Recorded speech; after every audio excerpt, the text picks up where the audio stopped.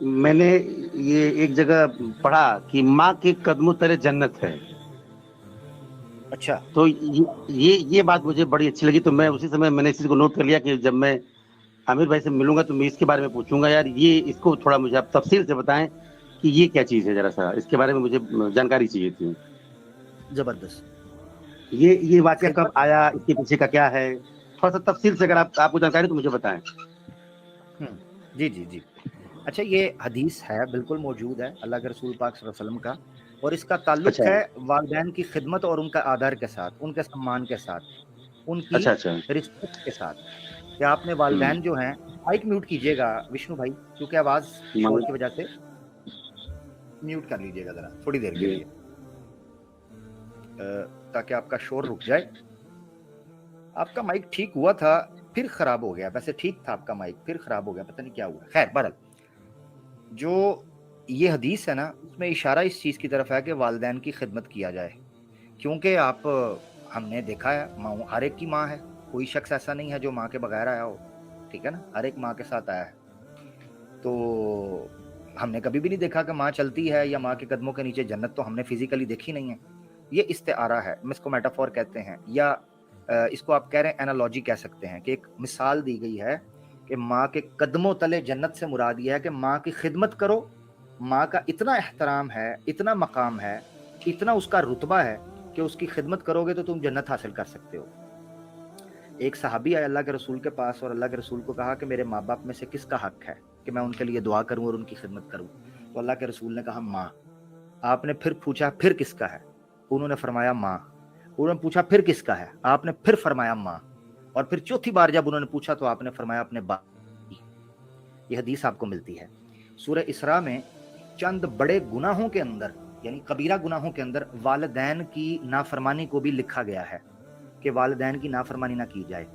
جو استثناء دیا ہے، یعنی ایکسیپشن رکھی ہے، اور جس چیز کو نشد قرار دیا گیا ہے والدین کے حکم ماننے کو، وہ ہے مورتی پوجا، یعنی شرک وغیرہ کریں، یا کسی غلط کام کے اندر اگر ماتا پتا لگا رہے ہیں تو اس بات کو آپ نے، تو وہ بھی سمان کے ساتھ، یعنی سمان میں کسی چیز کو بھی آڑے نہیں، حائل نہیں ہونے دینا.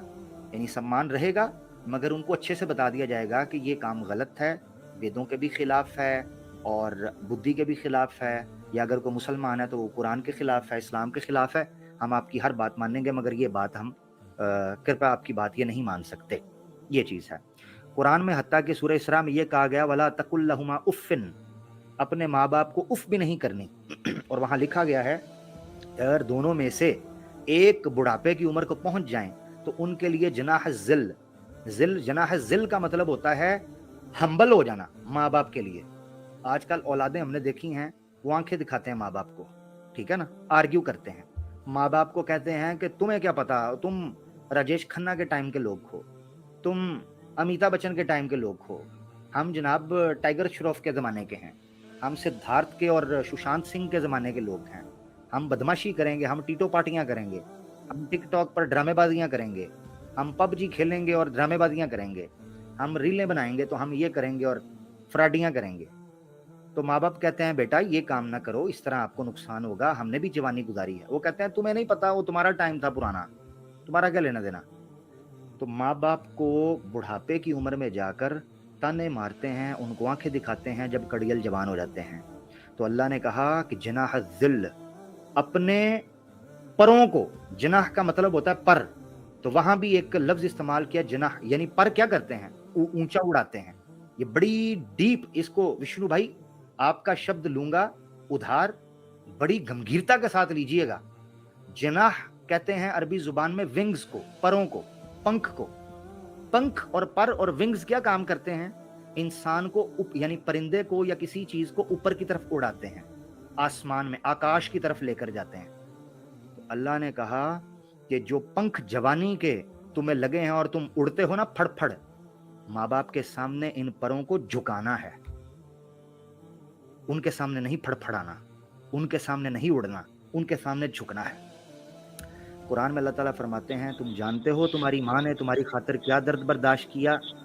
وشنو بھائی ذرا میوٹ کیجیے گا، کیونکہ اگر میں آپ کو کبھی نہ کہتا میوٹ کرنے کے لیے اگر شور نہ آتا ہوتا. اچھا، بہت بہت دھنیہ واد. قرآن میں اللہ تعالیٰ کہتے ہیں تمہیں پتا ہے تمہاری ماں نے تمہارے لیے کیا کیا دکھ برداشت کیا. اس نے दर्द के बाद दर्द, तकलीफ के बाद तकलीफ, बीमारी के बाद बीमारी उठाकर तुम्हें जन्म दिया और इस धरती के ऊपर लेकर आई। हमारी माँ का सबसे ज्यादा हक है।